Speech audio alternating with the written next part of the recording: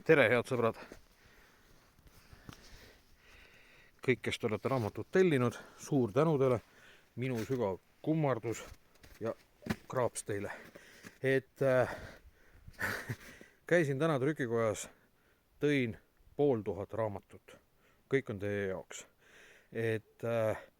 Lihtsalt palun, kallid sõbrad, kõik, kes te seda raamatut tahate, olge palun meiega kannatlikud. Me ei ole professionaalse nagu seda e-poe pidajad, et meie jaoks selline asi on veidike uus, võtab aega, praegu on meil circa paarsada raamatut tellitud, järjest need uusi tellimusi tuleb.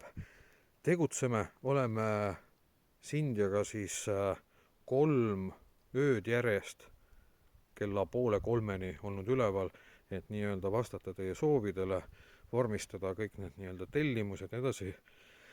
Ilmselt oleme täna öösel ka ja üritame siis kunagi, kui lapsed on magama ära läinud õhtul 9:30, midagi sellist, et siis esimesed pakid nii-öelda minna panna ära teele.